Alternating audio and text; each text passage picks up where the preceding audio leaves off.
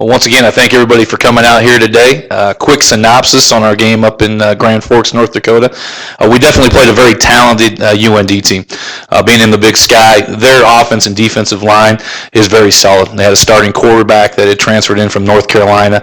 I think he was 13 of 14 on his first 14 passes. And so they've got a bright future in front of them in the Big Sky Conference. I heard it from Tiffany, you hear it from Joe. We had about 14 freshmen, true freshmen, that played on the field for us at some point on Thursday night. And I think the speed of the game, that eye-opening experience you keep hearing about with all these coaches, it was a phenomenal learning experience for our young men. And again, overmatched in a lot of ways, but the thing I was proud of is our kids fought till the end of the whistle. We put some things together, and there was a couple chances early in the first quarter. The ball was on the ground. Actually, North Dakota turned it over about 4 times. We just couldn't come up with it.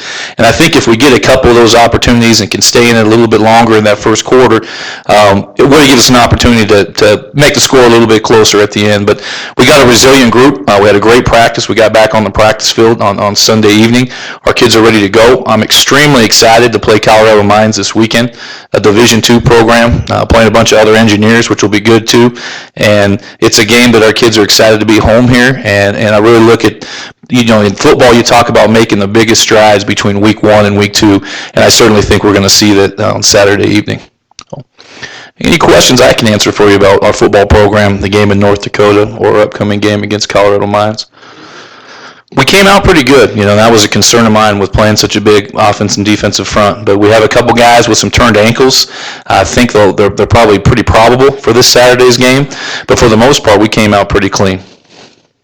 Tell us a little bit about the size of that on first, second, and third.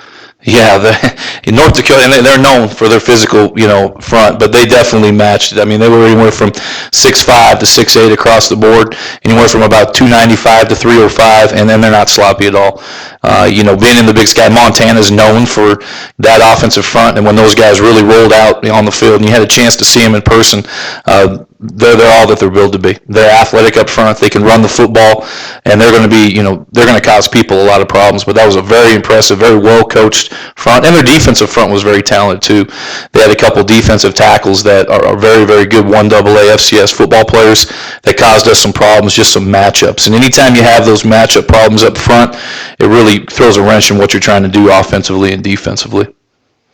What about the crowd? About 9,000.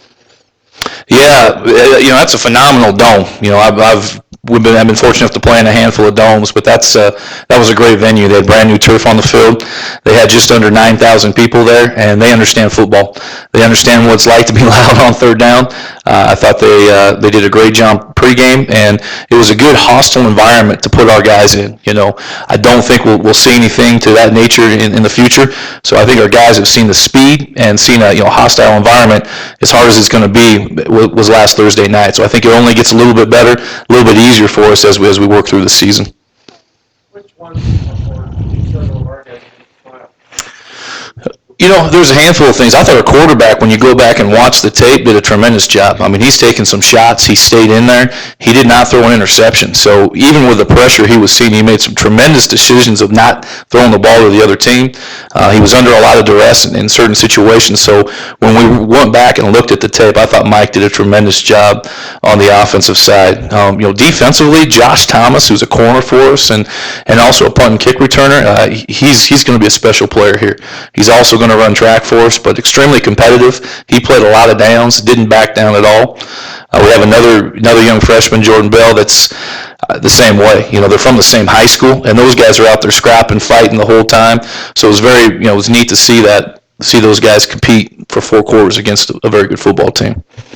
And I thought Colton Jelden played well. When you look at that side of it, he averaged over 40 yards per punt. We gave him a shot at a 57-yard field goal at the end of that game, and he really comes up a yard or two short. So I was excited to see his ability as both a kicker and punter.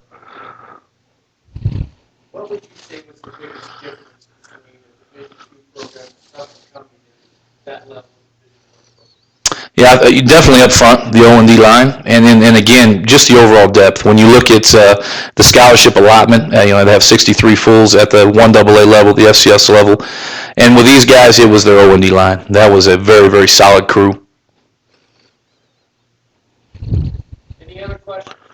Quickly, Bob. thoughts on us against Colorado Mines? Yeah, Colorado Mines is they're a well-coached football team. When you watch them on tape, they've done some things offensively that are pretty impressive. They lost their starting quarterback last year. He was a senior. The kid they brought in this year actually played receiver for him, but they broke a school record in offensive yardage last week against William Jewell, who's a team we're going to play on M-Day. So it was good getting a chance to see those two go head-to-head. But they're very potent on offense. They're very skilled on that end. They don't hurt themselves, and they're well coached that way. They're not going to make mistakes. Defensively, they're very, very unorthodox, but they do a good job with it. They bring a lot of pressure. They run a lot of different fronts. They do a lot of changing their scheme and trying to show you one thing and running another, and they've been successful with that group. So it's a very sound football team. I think they're ranked 27th in the latest Division II poll. I thought, seeing the game on TV, I thought we had more size and speed than I ever remember seeing. How do we match up with the Division II like Colorado Mines? Do you think our speed and size, are we still a little bit undermatched there, or do you think we match up with speed and size with a team like Colorado Mines? I think we're getting closer to matching up to a team like Colorado Mines. You know, it'll be interesting to see them when they're actually on our field and our guys go head-to-head. But I think you're seeing, you know, anytime you have the same academic background with their players, you know, if you look at, you know, they have a handful of guys that are majoring in the exact same things we're doing. I think we're a lot more similar to a Colorado Mines football team than we will be a Missouri Southern or a Fort Hays State or some of those teams we play later, and certainly in North Dakota. But I think we can go out there. We're going to match up well against them, and you know, hopefully that'll be the difference as in the outcome on Saturday night.